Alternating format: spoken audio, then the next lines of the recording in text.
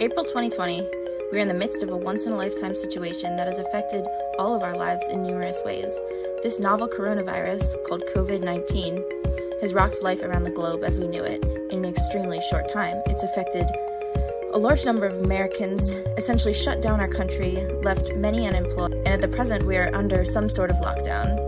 However, we cannot stay like this forever or until the coronavirus is completely gone, because one, we don't know when that'll be, or two, if that'll ever even be the case, that it'll completely go away. So here we are left with the task of adapting or changing the functioning of society.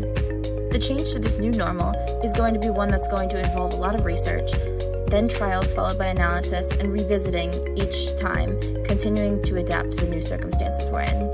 We're going to be changing from the current circumstances of somewhat of a lockdown in a slow way to test the waters of returning to work. This is likely going to look like more work from home, online classes, restaurants, bars, offices, and gyms operating at less than full capacity. So to figure out how to make this change, we're going to start by reviewing where we are and where we have been. Then we're going to move to where we want to be and how we can get there. And then last, we're going to address any hurdles that are inherent to change, especially such a large one like this and dynamic that we can try to address from the start. Any change is going to come with a long process and involve multiple aspects. Specifically, I propose that we follow the steps of the action research cycle, which has us 1. Identify the problem, then gather data, interpret data, act on evidence, evaluate results, and then review next steps.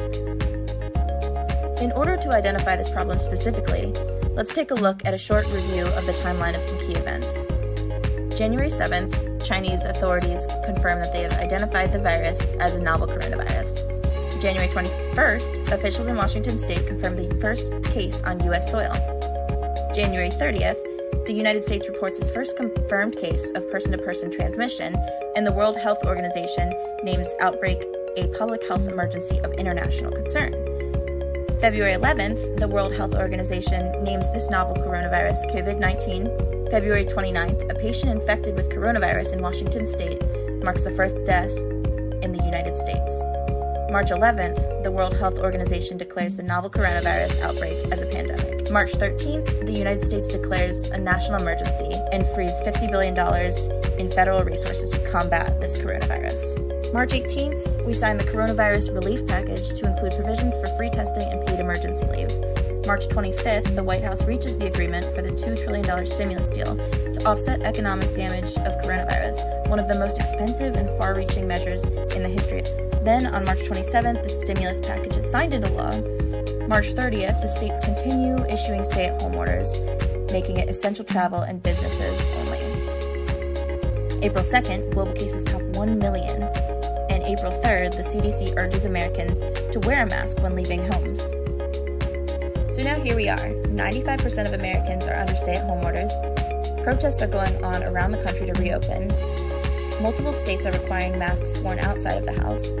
And the White House has released guidelines now for states to follow in order to reopen at their discretion. Now that reopening the country and reopening the economy are on the horizon, it leads us to the problem that we face: how to do so.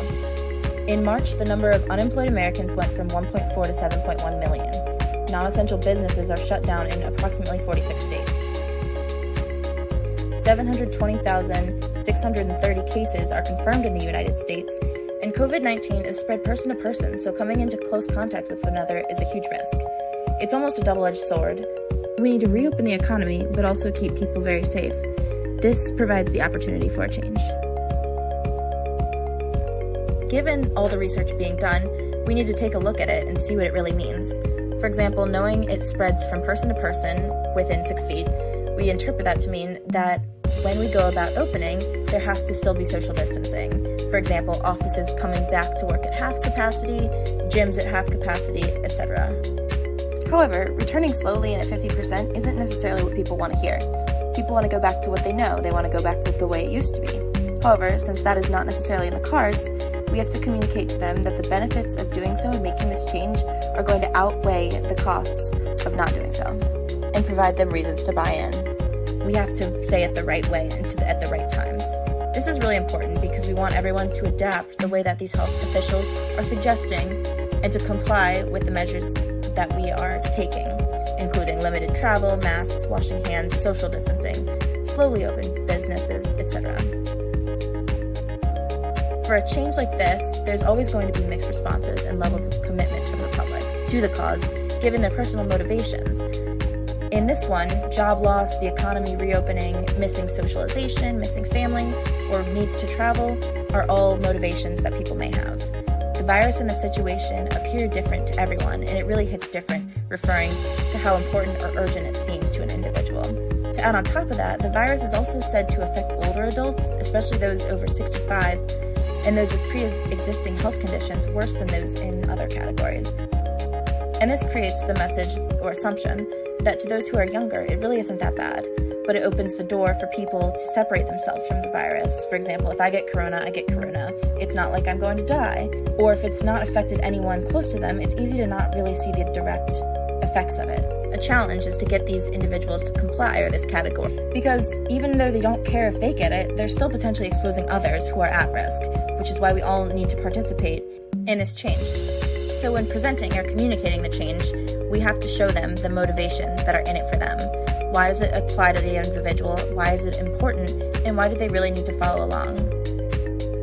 Climate change is a change that has a whole range of emotions in regards to how people view the change or the severity of it.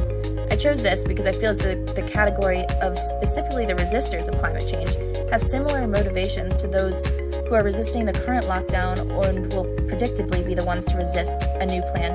A study looks at climate change. They indicate that subtle variations in the message format and the content can elicit different responses from different subgroups. To quote them, in other words, the inclusion of certain types of content in climate change messages can be beneficial, detrimental, or have no impact depending on whether the audience is either dismissive, uncommitted, or they found that providing specific adaptation advice as well as negative emotive content were significantly associated with increased adaptation in all audience segments. The extended parallel processing model suggests that audiences are more likely to respond in a manner which messages and threats, such as climate change, include concrete strategies about how they can reduce or eliminate the threat. Applying this to coronavirus and the reopening of the country, we can provide individuals on real strategies that they could follow to eliminate the threat. In the absence of efficacy-building information, threat messages often result in fear control processing, which causes individuals to deny the importance of the threat or just to discredit the entire message in general. In 2012, Stern argued that climate change deniers might be immune to the fear and threats because they manage their fear by rejecting that it exists. Given that humans like to feel in control and like they're making their own decisions, an article from Harvard Business Review suggests that maybe we can get people to persuade themselves using 3 different tactics. 1, highlighting a gap, 2, posing questions, and 3, asking for less. So to go ahead and sum things up, as you can see, we have a pretty big problem in our labs. But the good thing is that it's not one that cannot be solved. It's just going to require change and adoption from our society. We have this double-edged sword of needing to open up businesses and get people back to work, countered with the fact that thousands of people are infected with the virus, and this change from the current state of quarantine to reopening tasks us to continue to do extensive research, take data from that research, and come up with a plan of action, such as starting slow, half-capacity gyms, wearing masks and gloves, etc., and then communicate it to public. This is critical, that it be done in a way that the public sees more benefits in the change than they do in the current state. Then, once we act, especially since the virus is so new and unknown, continuous evaluation of all aspects of the plan being rolled out in the situation are critical. So here we go. Let's work together, have some hope, stay healthy and safe, and finally be able to see our loved ones. It'll certainly take work, but it's going to be worth it.